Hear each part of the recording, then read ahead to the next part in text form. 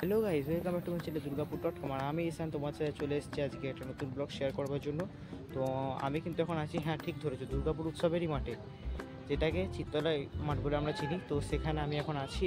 তোমাদেরকে আজকে আমি আপডেট দেবো দুর্গাপুর উৎসবে কবে কোন আর্টিস্ট আসছে, কবে কে আসছে, বা কবে কোন ব্যান্ড আসছে, কবে লোকাল আর্টিস্টদের প্রোগ্রাম আছে। তোমাদেরকে আমি সেই আপডেট দেওয়ার জন্যই চলে এসেছি।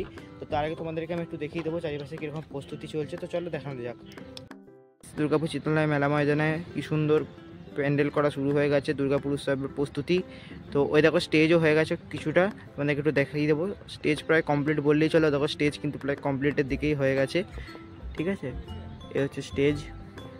চলো এবার তোমরা আর্টিস্টগুলোর নাম শুনে নাও, কবে কে আসতে না আসতে। তো চলো তোমার শুনতে থাকো, দেখতে থাকো ভিডিওটা শেষ পর্যন্ত, তাহলে তোমরা কিন্তু অনেক ইনফরমেশন পেয়ে যাবে আর তোমাদের অনেক সুবিধাও হবে।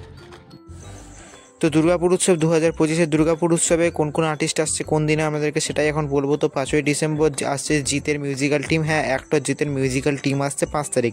6 তারিখ আছে দুর্নিবাস সাহা, 7 তারিখ আছে লোকাল আর্টিস্টদেরকে নিয়ে, 8 তারিখ আছে পলাক ও পলাশ মুচ্ছল, 9 তারিখে আছে মনোময় ভট্টাচার্য, 10 তারিখে আছে ক্যাকটাস ব্র্যান্ড ও 11 তারিখ আছে সাহানা বক্সি, সৌমি ভট্টাচার্য, কেশব দে, 12 তারিখ আছে নন্দী সিস্টার, 13 তারিখ আছে ইন্দ্রনীল সেন, 14 তারিখ আছে হচ্ছে দুর্গাপুরের অনেক ভালো ভালো লোকাল আর্টিস্ট আছে।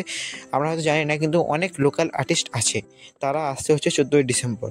ও 15 তারিখ আসছে কিন্তু আমাদের সকলের প্রিয় জাভেদ আলী।